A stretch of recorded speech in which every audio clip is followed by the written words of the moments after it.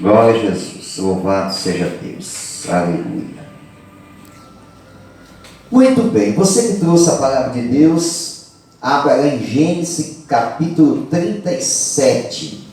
Gênesis, capítulo de número 37. Vamos ouvir o que Deus tem para falar conosco. Título da nossa mensagem: Nunca pare de sonhar.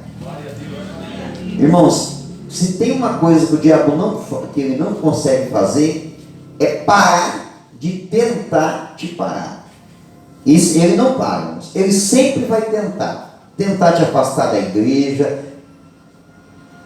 tentar enfraquecer a tua fé, tentar fazer você ter conflitos familiares, conflitos no casamento. Ele vai tentar sempre prejudicar a tua saúde, prejudicar as tuas finanças, o teu trabalho, o teu emprego, o teu trabalho na obra de Deus.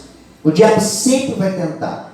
E ele também vai investir muito, para tentar fazer você parar de sonhar. Para você não projetar coisas novas, não desejar coisas novas, não buscar os teus sonhos, os teus projetos. O diabo nunca vai parar de tentar te parar. Então a mensagem para você hoje é: nunca pare de sonhar. Então vamos ler o texto, Gênesis 37. Habitou Jacó na terra das peregrinações de seu pai, na terra de Canaã. Esta é a história de Jacó. Tendo José 17 anos, apacentava os rebanhos com seus irmãos. Sendo ainda jovem, acompanhava os filhos de Bila e os filhos de Zilpa, mulheres de seu pai, e trazia más notícias deles a seu pai. Ora, Israel amava mais a José que a todos os seus filhos, porque era filho da sua velhice, e fez-lhe uma túnica talar de mangas compridas.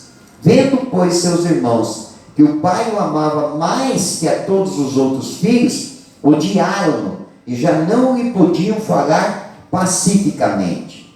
Teve José um sonho e o relatou a seus irmãos.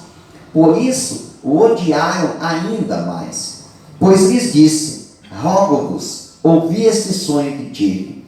Atávamos peixes no campo, e eis que o meu feixe se levantou e ficou em pé, e os vossos feixes o rodeavam e se inclinavam perante o meu. Então lhe disseram seus irmãos: reinarás com efeito sobre nós? E sobre nós dominarás realmente? E com isso, tanto mais o odiavam, por causa dos seus sonhos e de suas palavras. Teve ainda outro sonho, e o referiu a seus irmãos, dizendo: sonhei também que o sol, a lua e 11 estrelas se inclinavam perante mim. Contando seu pai e os seus irmãos, repreendeu o pai e lhe disse: que sonho é esse que tiveste? Acaso viremos eu e tua mãe e teus irmãos a inclinar-nos perante ti em terra? Seus irmãos lhe tinham ciúmes. O pai, no entanto, considerava o caso consigo mesmo. Amém? Muito bem, irmãos. Nós vamos ter como base nesta noite, para falar a respeito de não parar de sonhar, a nossa base é a famosa história de José. Amém? José, em um certo momento, ele ganhou um apelido, o apelido de sonhador, porque ele era um sonhador. Ele era um menino, um rapaz que sonhava. Ele tinha projetos, ele tinha planos para a sua vida. Ele imaginava coisas grandes para a sua trajetória e a sua caminhada diante de Deus. Agora, quando analisamos a história de José, nós podemos comparar também com a nossa trajetória. Porque muitas das coisas que aconteceram na vida de José, hoje elas se repetem também na nossa vida. Então vamos ver alguns pontos importantes aqui e extrair disso um ensinamento, uma orientação, quem sabe um exortamento, uma direção nova para a nossa vida, para que isso seja agregado na nossa caminhada, na nossa trajetória, e isso nos ajude a ter um sucesso, tanto na área pessoal, secular, familiar, como também com relação ao nosso ministério, ao propósito de fazermos a vontade de Deus. Então vamos ver alguns pontos importantes. O primeiro ponto que eu quero abordar, que mesmo José, sendo muito jovem, e andando com pessoas que não faziam as coisas corretas, mesmo assim, ele não corrompeu os princípios que ele havia aprendido do seu pai. José, ele tinha apenas 17 anos. Hoje, no dia de hoje, um jovem de 17 anos pode ser chamado de um jovem. As coisas hoje estão um pouco mais prematuras, né? As crianças, elas se desenvolvem mais rápido. Mas para os padrões da época, um menino de 17 anos era de fato um menino. Ele era jovem, ele era um adolescente ainda. Mas mesmo sendo uma pessoa de muita pouca idade, e mesmo ele andando na companhia de pessoas que faziam muitas coisas erradas, mesmo assim, José, ele não se corrompeu. O que nos mostra muito claramente que fazer coisas erradas ou fazer as coisas certas é de total responsabilidade das nossas escolhas. Eu escolho fazer o que é certo.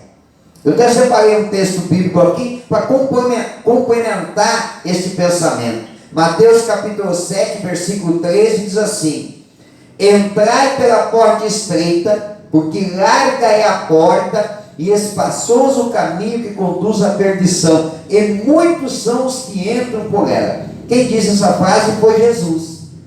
O que Jesus estava querendo dizer com isso? Ele estava querendo dizer o seguinte: olha, tem um caminho que parece ser o caminho mais fácil, só que esse caminho é o que leva para a perdição. E tem um caminho que ele parece que é mais difícil, mas esse é o que leva para a bênção, para a salvação e para o sucesso. Escolha a porta que você quer entrar. E ele diz: muitos são os que entram pela porta larga, pelo caminho espaçoso, que vão para a perdição. Então, o texto deixa muito claro, irmãos, o poder da escolha.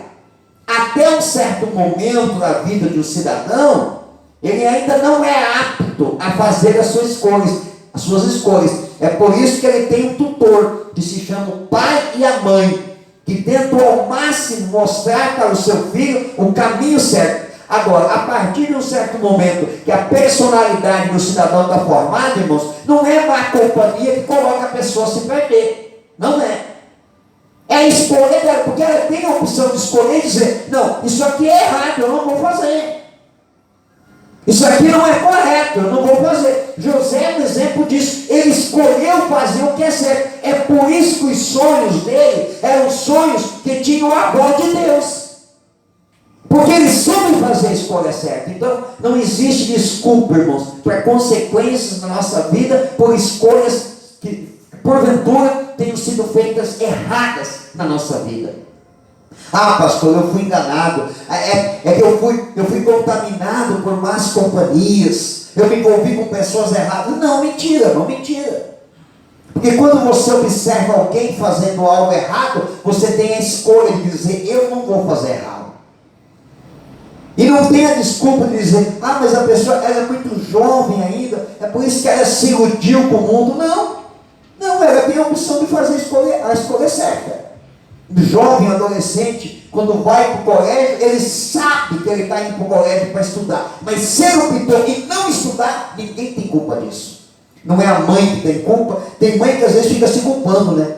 Ah, eu não sei onde eu errei com meu filho, que ele faz tanta coisa errada. Não, mãe, você não tem culpa nenhuma. A escolha foi dele. Ele fez a escolha. Se hoje ele é um adulto e vai ter que trabalhar no pesado, porque quando ele foi para o colégio, em vez de estudar, ele foi para lá fazer bagunça, para aprontar, a culpa não é da mãe e do pai, a culpa é do filho. A escolha quem fez foi ele que escolheu isso para a vida dele. É muito nítido isso.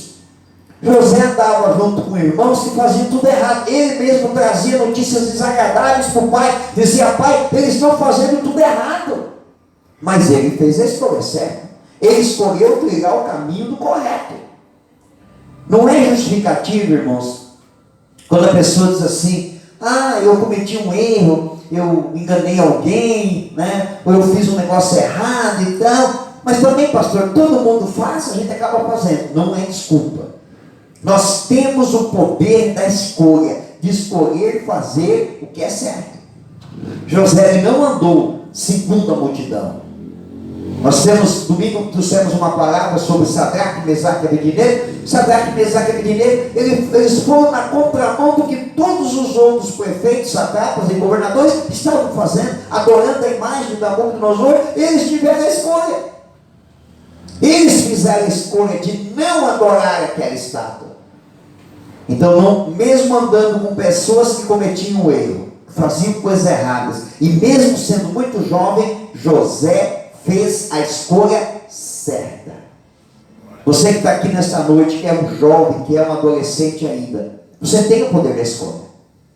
Você não precisa fazer o mesmo que as pessoas que fazem errado têm que fazer. Você tem o poder da escolha. Você pode escolher fazer o que é certo.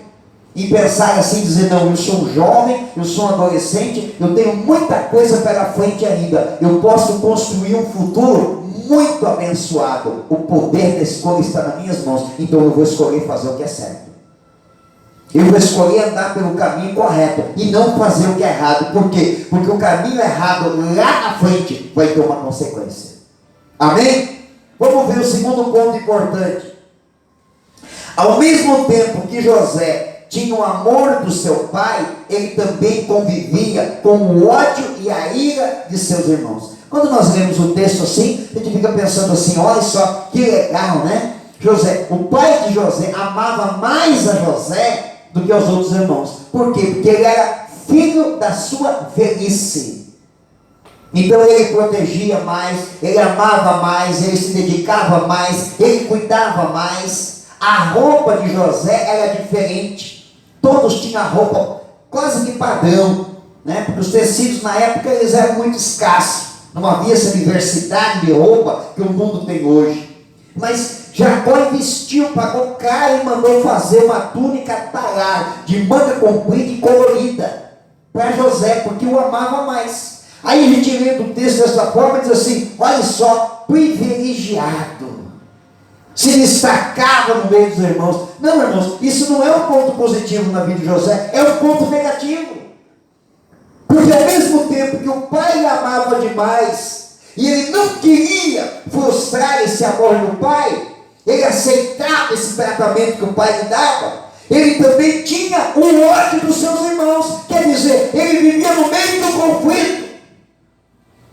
Cada vez que o pai lançava uma palavra de amor, de carinho, de elogio para José, ele sabia que logo em seguida viria uma palavra áspera, uma atitude adversa, uma atitude vingativa da parte dos irmãos.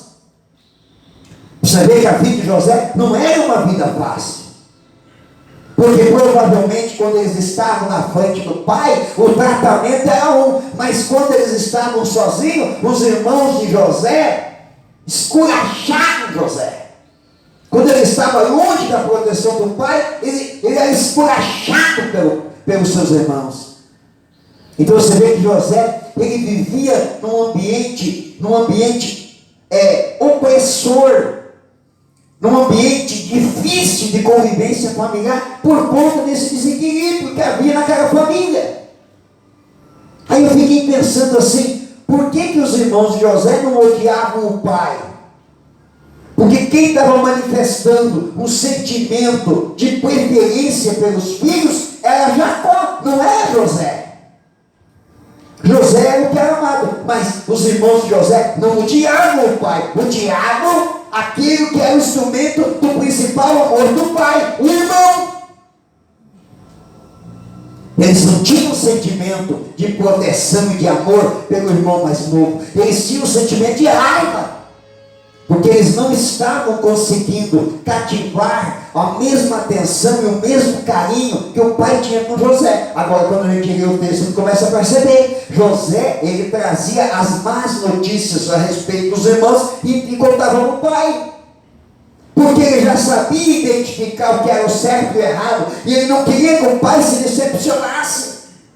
E os irmãos, em vez de trilharem o mesmo caminho para atrair a atenção do pai, não, eles agiam de forma vingativa com José.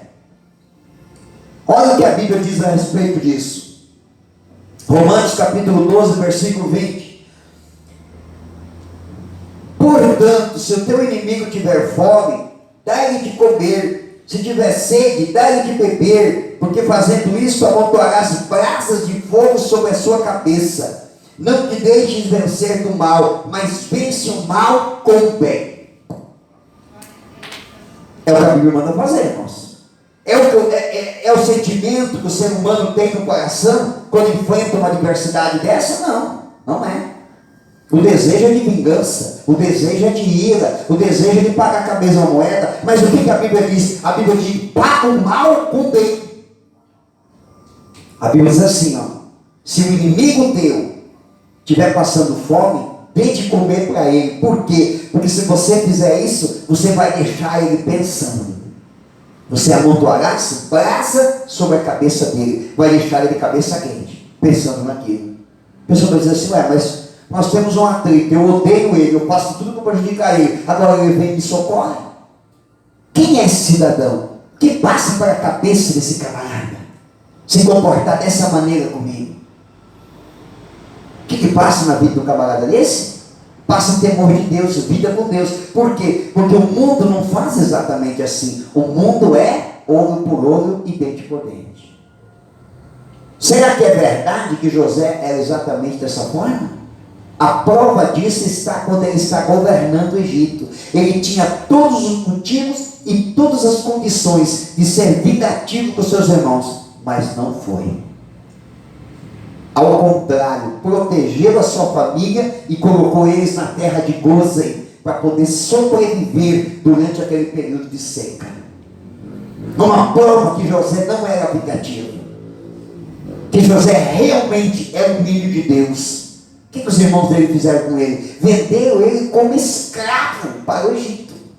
Mesmo diante de súplica, mesmo diante dele suplicar os seus irmãos para não fazer aquele mal, mesmo assim eles fizeram. E ainda encobriram tudo isso durante muitos anos, 13 anos. Eles encobriram essa história e nunca contaram a verdade para o pai. De quem que nós estamos falando, irmãos? Nós estamos falando de gente comum? Não, nós estamos falando dos 11 cabeças das tribos de Israel, os patriarcas da tribo de Israel: Rúben, Judá, Levi, Simeão e assim por diante, Zebulão. Os 12 patriarcas, 11 aliás, porque o 12º é José. Os 11 patriarcas das tribos de Israel, eles é que fizeram isso. Nós não estamos falando de gente bárbara, nós não estamos falando de amalequita, não estamos falando de um povo que não conhecia Deus, não. Nós estamos falando de pessoas que receberam a mesma criação que José recebeu. Nós estamos falando, se fosse traduzido para o dia de hoje, nós estamos falando de crente, crente que não praticava verdadeiramente a palavra de Deus. Não é à toa que a geração que foi criada por eles se tornou escravo no Egito, irmãos. Não é à toa. Não é à toa que Israel passou tudo o que passou. Não é à toa que eles se tornaram cativos e escravos no Egito, porque eles tiveram a coragem de vender o próprio irmão como escravo. Mas José não. José não tinha esse coração. José não tinha esse coração.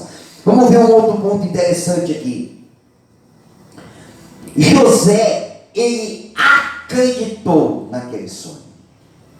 Irmãos, que sonho é esse? Vamos entender que sonho é esse. Nós hoje, e acredito que não somente hoje, talvez desde que existe a história do ser humano, nós identificamos duas coisas relacionadas a esta palavra chamada sonho. O primeiro deles é o sonho que acontece durante o sono. O que é o sonho que acontece durante o sono? Você está lá dormindo e uma imagem ela é reproduzida na tua mente enquanto você dorme. Essa imagem pode ser de algo que você já presenciou, que você já fez parte desse acontecimento. Essa imagem ela pode ser de algo que ainda um dia vai acontecer. Essa imagem ela pode ser uma mistura de coisas. Essa imagem pode ser uma alegoria, algo que no primeiro momento não tem muito sentido. Essa imagem pode ser também em algum momento perturbadora, assustadora. Mas ela é uma imagem.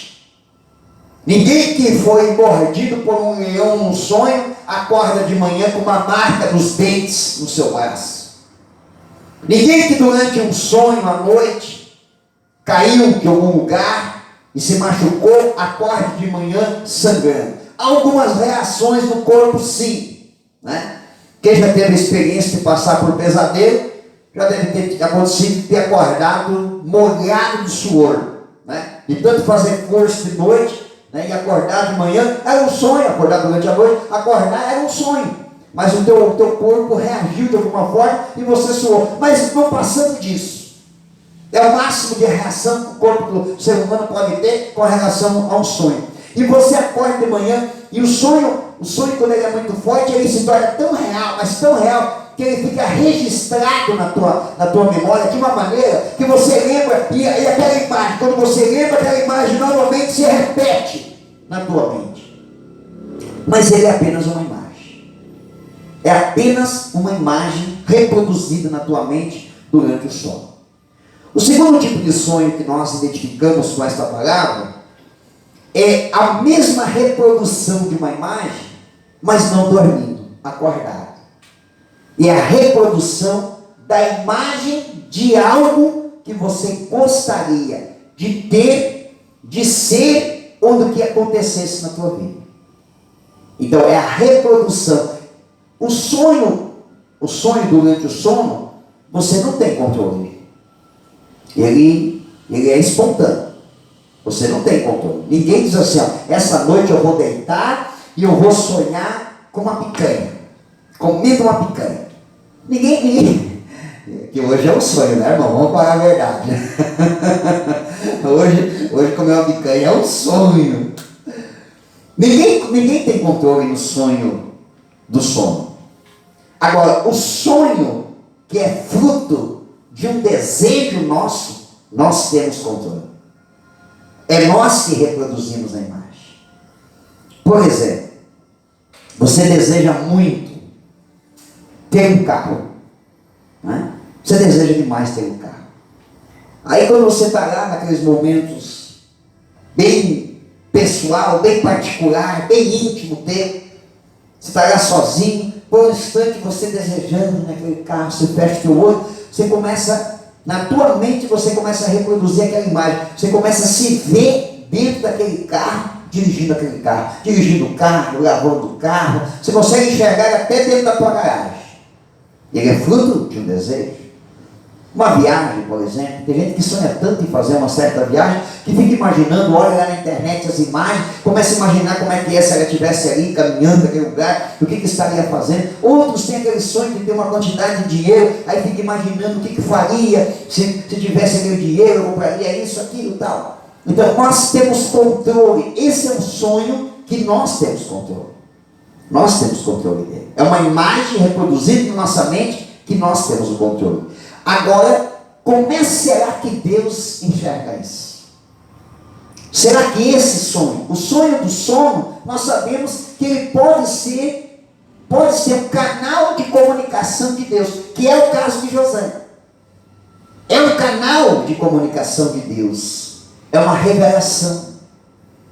É um anúncio de Deus de forma antecipada de um planejamento que Deus tem de algo que ele quer fazer na vida de José. Então ele revela para José, não revela na totalidade, mas ele dá indícios do que Deus pretende fazer através da vida de José. Tanto é que você pode ver que o primeiro sonho de José, como é que era? Ele disse assim: eu vi 11 feixes de trigo, nós estávamos no campo cortando trigo, atando os feixes, e os 11 feixes de vocês vinham e se curvavam diante do meu feixe de trigo.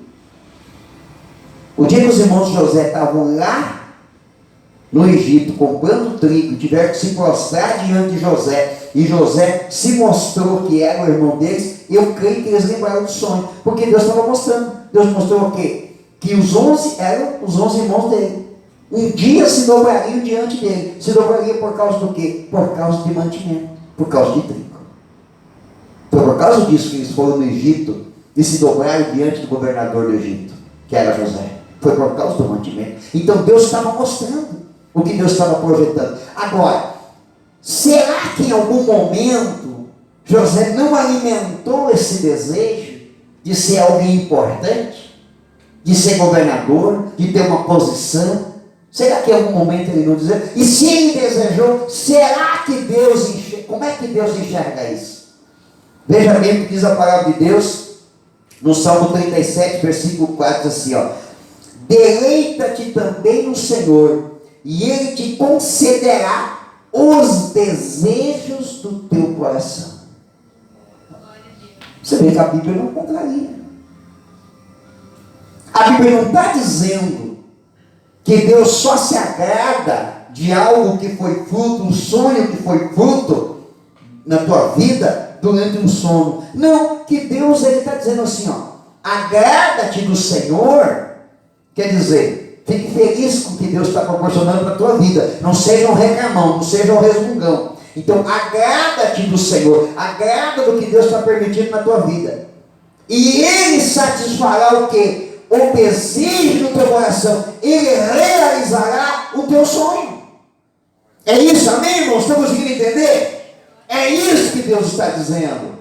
Então, irmãos, isso para mim é uma motivação para mim continuar sonhando, buscar os desejos do meu coração e sonhar. Nunca parar de sonhar com coisas grandes, maravilhosas, importantes. É lógico que a gente, como cristão, não é bobo, não vai ter sonhos apenas para realização pessoal, não é apenas uma questão de vaidade. Todos os nossos sonhos têm que estar relacionados com Deus, o nome dele tem que ser glorificado com os nossos sonhos.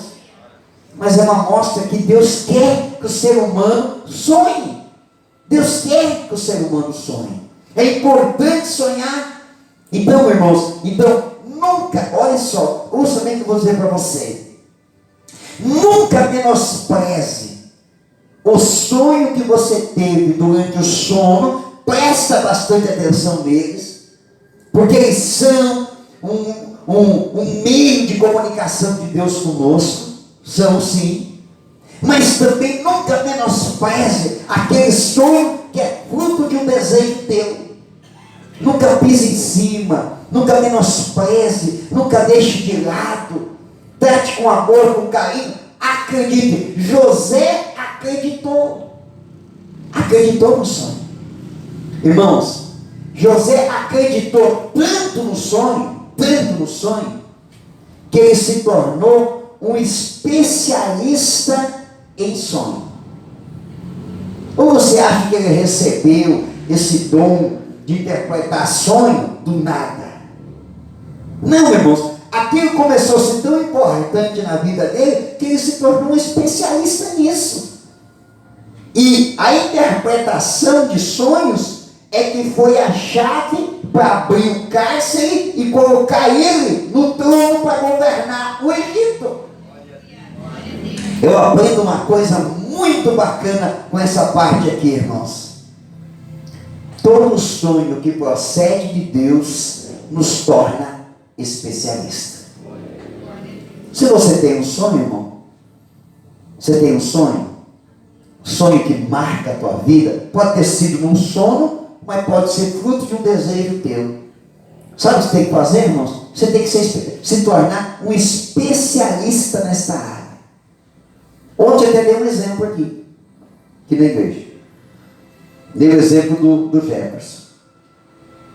O Jefferson tinha um sonho. de ser bombeiro civil. Ele correu atrás. E esse dia eu brinquei com ele. Falei assim, Jefferson, o dia que vocês começarem a apagar fogo, o fogo vai até correr de vocês, porque a quantidade de cursos que vocês fazem é inacreditável. O homem está toda hora fazendo curso. Mas é hoje, meu irmão, é o sonho dele, o que ele está fazendo? Se especializando. Se especializando, indo atrás, buscando conhecimento, aprendendo mais. Quer dizer, ele não quer apenas ser um bombeiro civil, ele quer ser um bom bombeiro civil, por quê? Porque é o sonho dele, ele está dentro do sonho. Quem sonha, se especializa. Eu vejo gente dizendo assim, pastor, o meu sonho é ser isso, o meu sonho é ser aquilo. Mas não se especializa em nada, não corre atrás. Um dia eu assisti uma reportagem sobre o Rogério Ceni.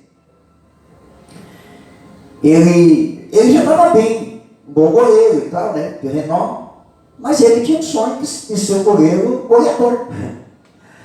Seu goleiro tinha, porque eu acho que foi, né, o goleiro que mais marcou gol, né. Aí sabe o que acontecia? Terminava os treinos, ou terminava o jogo, todo mundo ia embora. O que o Rogério Ceni ia fazer? Ia treinar para ter falta. Ficava 2, 3 horas batendo falta. Se especializando no que, irmãos? Naquilo que era o seu sonho. Ele precisava daquilo, irmão? Não precisava, já era um bom goleiro, já ganhava um salário bom. Mas era o sonho dele, ele correu atrás, ele se especializou. Às vezes eu vejo dizer, pastor, eu tenho um sonho. Mas não corre atrás. Não se especializa, não se torna melhor. Não se destaca. José se tornou um especialista, primeiro, em sonho. E segundo, em administrar. Aí eu faço uma pergunta para você. O que é mais fácil? Administrar e governar o Egito ou administrar e governar a casa de Potifar? Administrar e governar o Egito ou administrar e governar um presídio? Qual que você acha que é mais fácil? Pois ele passou por isso. Agora pergunta para mim o seguinte: será que quando ele estava governando a casa de Potifar e depois quando estava governando e administrando o presídio, será que isso era uma coisa agradável para ele? Porque ele governava e administrava o presídio, mas não tinha direito de nada. Por quê? Porque era também um prisioneiro. Ele administrava e governava a casa de Potifar, só que não tinha benefício nenhum, porque ele era um escravo na casa de Potifar. Só que o que José fez? José, ele aproveitou essa oportunidade para quê? Para se capacitar. Ele se tornou um excelente administrador. Ele casou as duas coisas, o especialista em sonho e um excelente administrador. Quando ele teve a oportunidade, Deus disse, agora ele está pronto. Quanto tempo depois, irmãos? 13 anos depois de ter sido vendido pelos seus irmãos como escravo. 13 anos depois, o sonho de José se torna uma realidade. Porque Deus olha e diz assim, agora José está pronto. Quando a gente se especializa, quando a gente busca, quando a gente quer, quando a gente batalha e a gente acredita no sonho. Irmão, não espere que os outros acreditem no teu sonho. Não fique esperando. Não fique esperando que as outras pessoas tenham a mesma expectativa. Que brilhe os olhos dessas pessoas da mesma forma que brilha o teu olho. Não espere isso.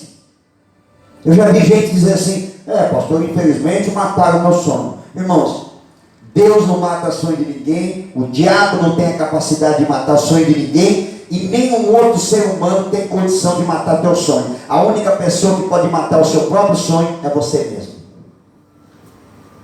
Eu tinha um sonho, pastor, mas infelizmente a minha mãe matou meu sonho. Não, tua mãe não matou o sonho. É porque você criou uma expectativa e queria que ela vivesse o teu sonho. Ela não vai viver, irmãos. Não vai. Não vai. Cada um tem uma realidade da sua vida. Pastor, eu fui tão empolgado falar para o senhor do meu sonho, e o senhor foi tão frio em falar comigo. O senhor disse assim, que bom, né, irmão? Vamos orar. Por quê? A tua expectativa é que quando você contasse o teu sonho para mim, eu o teu sonho não é o meu. Outro dia alguém falou algo para mim que eu achei muito interessante.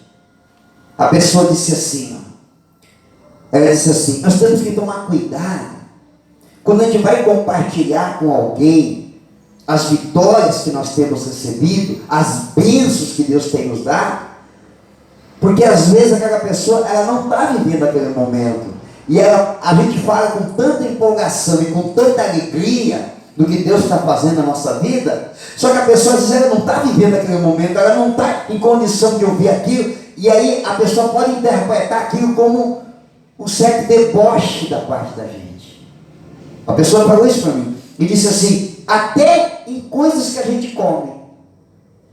Às vezes a gente está conversando com alguém de forma tão espontânea, com tanta alegria, né? Está vivendo um momento gostoso, um momento que Deus está abençoando, que Deus tem feito tanta coisa boa, então a gente vive assim numa empolgação, uma alegria tão grande, que a gente vai compartilhar com alguém e diz assim, não irmão, é que essa semana eu comprei tal coisa, eu comi tal coisa, eu fui em tal lugar, comi, e a gente olha para a pessoa, se aguenta, a pessoa muda. E aí dá uma sensação que a gente está sendo snob, querendo ser mais, querendo se aparecer. E eu ouvi essa pessoa falando dessa maneira, e eu fiquei pensando, falei, dá para comparar exatamente com o sonho. Porque às vezes a gente compartilha com alguém uma vitória, uma bênção, que é fruto de um sonho que a gente tem. Mas a pessoa ela não tem a mesma empolgação, por quê? Porque ela não está vivendo aquele momento na vida dela, ou aquilo de repente não é importante para ela. Então pode até soar mal em algum momento. Aí é o seguinte, irmãos, olha só. Eu vou entrar no penúltimo ponto que eu abordei aqui. Eu mesmo já preguei sobre isso. Eu mesmo oriento vocês a respeito disso. Tá? Eu digo assim, eu já vi muito pastor pregar também assim, que um dos erros de José foi ter contado o sonho para os seus irmãos. Porque eles não souberam lidar com o sonho de José, certo? E eu em parte, eu afirmo isso hoje ainda, né? Eu digo para você, toma cuidado. Não sai contando teus sonhos para todo mundo, ou para qualquer pessoa, porque vai ter aqueles que além de não vibrar contigo, de repente pode até lançar uma palavra de dúvida negativa, né? Eles não têm culpa, irmãos, porque eles não estão vivendo o mesmo nível que nós estamos vivendo. Eles não têm o mesmo sonho que a gente tem. Então eles não têm culpa. Então a gente tem que tomar cuidado. Agora, eu acho que o erro de José não é o fato de ele ter contado o sonho.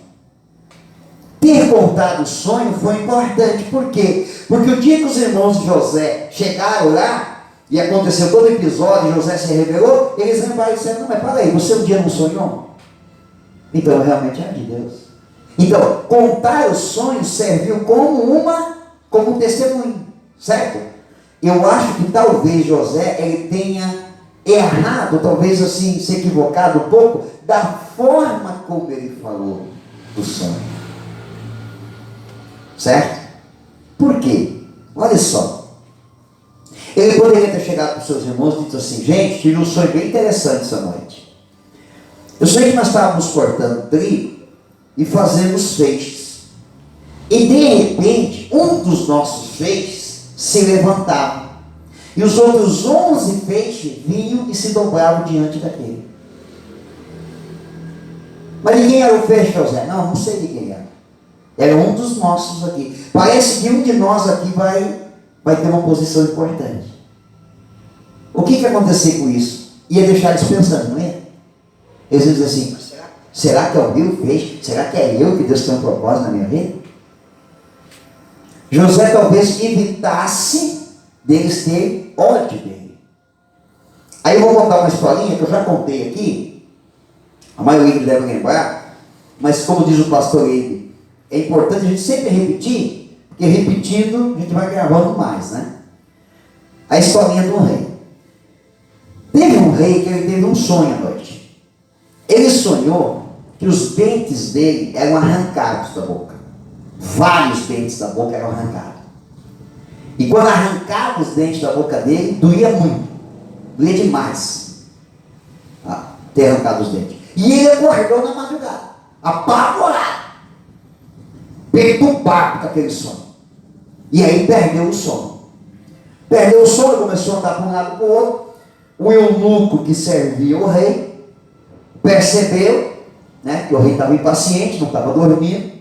Foi ver se o rei precisava de alguma coisa, e o rei disse assim: não, eu tive um sonho perturbador aqui, e me fugiu o sono, agora eu não consigo dormir por causa desse sonho. E o eunuco disse assim: mas rei, nós temos vários magos no nosso reinado, manda chamar um mago, para vir interpretar teu sonho, daí você vai conseguir dormir. O rei disse: boa ideia, manda chamar o mago fulano de tal. Mandou lá, o soldado foi lá, bateu no quarto do mago. O mago acordou mal-humorado. Quando falaram para ele: ó, o rei está te chamando porque ele teve um sonho, perdeu o sono e quer que você vá lá para interpretar o sonho dele. O mago disse assim: mas é brincadeira, se ele perdeu o sono, porque agora tem que perder o meu também? Quer dizer que ele perdeu o dele, agora acabou com o meu também? Não dá para esperar até amanhã de manhã? Quer dizer, já foi mal-humorado, já foi sem vontade nenhuma de interpretar o sonho. Chegou lá, já de cara fechada, o rei disse para ele assim: eu tive um sonho essa noite, essa madrugada, acordei, estou perturbado com esse sonho, e eu preciso que você interprete. Pode falar o sonho. O rei falou: não, eu sonhei que meus dentes eram arrancados, vários dentes da boca eram arrancados, e aquilo doía demais. E o mago olhou para ele e falou: isso aí não é sonho, rei, isso é um pesadelo. Isso aí significa que você vai perder muita gente da tua família, você vai sofrer muito. E aí logo que vai acontecer isso aí. Ah, o rei não gostou da interpretação. Mandou dar 40 açoites no mago, porque achou que a interpretação dele não era uma interpretação boa. Aí o rei ficou mais perturbado ainda. Aí o eunuco se aproximou e disse: mas rei, tem outros magos no nosso reino, manda chamar outro. Esse não deu uma interpretação boa, manda chamar um outro. Ele disse: é mesmo, vamos chamar, chama o fulano de tal. Vamos lá. Bateu no quarto, o soldado bateu no quarto do mago. O mago pulou, o soldado disse: o rei mandou te chamar. Ele disse: o rei mandou me chamar? Sim, o rei teve um sonho, está meio perturbado por causa desse sonho, perdeu o sono. Ele disse: mas que privilégio ele interpretar o sonho do rei, e de madrugada ele disse: não, pai, deixa eu dar uma ajeitada no cabelo, lavar o rosto, botar uma roupa bacana, já estou indo lá. Foi animado, foi com vontade, com privilégio, satisfação de interpretar o sonho do rei. Chegou lá, disse: e aí, meu rei, estou aqui, teu servo, para te servir. O rei disse assim: eu tive um pesadelo essa noite. Você vê que ele já não disse que era um sonho. Por quê? Porque o primeiro mago já havia influenciado o rei, e agora ele já estava achando que era um pesadelo mesmo. Tive um pesadelo essa noite e não consigo dormir. No meu pesadelo, os meus dentes eram arrancados da boca, arrancados um de cada vez da boca, e doía demais, eu sofria demais com aqueles dentes. É um pesadelo, o que será que é? O mago disse assim: não, rei, fica tranquilo, isso aí não é pesadelo, isso é um sonho, e é um sonho bom. Como assim que é um sonho bom? Deus está mostrando que o rei vai ter vida longa, que ao longo da sua vida, o senhor vai perder alguns familiares. Isso vai lhe doer bastante. Mas o senhor, pelo menos, Deus está te mostrando que o senhor vai ter vida longa. O senhor vai ver várias pessoas tombando no meio do caminho. O senhor vai até sofrer um pouco, mas o senhor vai ter uma vida longa. O rei gostou da interpretação e mandou dar 40 moedas de ouro para aquele mago. Agora eu pergunto para você: os dois não fizeram a mesma interpretação? Só que um falou de uma maneira que desagradou o rei, o outro falou de uma maneira que agradou o rei. Então, se José, quem sabe, tivesse contado o sonho de uma forma diferente, os irmãos de José talvez não tivessem lhe odiado tanto como estavam lhe odiando. Amém? Entendeu? Deu para entender aqui? Então eu vou encerrar com o último ponto que eu anotei aqui. Grandes projetos geram incompreensão e inveja. Irmão, se você acha que ter grandes sonhos e grandes projetos, isso vai atrair olhares agradáveis das pessoas, é um engano. Enquanto é sonho, você tem total controle dele. Você não conta para ninguém, e se contar para alguém, você administra para não gerar inveja, ira e raiva na pessoa. Mas a partir do momento que o sonho sai do campo do imaginário e começa a entrar no campo da realidade, ele se torna um projeto. E grandes projetos eles atraem, em primeiro lugar, a incompreensão das pessoas. A incompreensão. Você não vai ser compreendido. Quando as pessoas verem você trilhando um caminho em busca do teu sonho, elas não vão te compreender. Vão achar que é uma besteira tudo. Vão achar que você está fazendo papel de bobo. Vão achar que você é louco, que você é maluco, que isso aí não vai dar em nada. Em primeiro lugar, é a incompreensão da pessoa. Em segundo lugar, é inveja daqueles que não sonharam e daqueles que não trilharam um caminho de busca da realização dos pequenos sonhos que tinham. Então isso é natural e é normal que aconteça na nossa trajetória. O que eu aprendo com isso, irmãos? Que eu não devo jamais deixar de sonhar e buscar os meus projetos. Foi isso que José fez. Eu vou encerrar com a seguinte colocação. Quem você acha que estava por trás dos irmãos de José para ter feito com que eles vendessem José como escravo? Quem você acha que estava por trás dos amalequitas que compraram José e venderam ele como escravo do Egito? Quem você acha que estava por trás da esposa de Potifar quando tentou José para matar o sonho dele? Quem você acha que estava por trás do copeiro, que depois de ter o seu sonho interpretado e ter sido reposto ao seu posto de copeiro-mor do rei, esqueceu de falar a respeito de José? Quem você acha que estava por trás disso? Quem você acha que está por trás de qualquer tipo de ação para tentar parar ou matar o teu sonho? Você acha que é uma atitude humana? Não é. É sempre o mesmo personagem. É o diabo. Agora eu tenho uma notícia boa para você. Quem você acha que estava ao lado de José durante toda a sua trajetória e o colocou sentado como governador do Egito? É o mesmo que está sempre do teu lado, observando e ouvindo a respeito dos teus sonhos e dos teus projetos, disposto sempre a te abençoar, para que você chegue à realização desse sonho. E é em cima disso que nós vamos orar nesta noite. Se coloque de pé. Feche os teus olhos. Vamos buscar de Deus a realização desse sonho, a realização desse projeto. Vai ser difícil, irmãos, talvez saia, mas não desista dele. Não desista do sonho.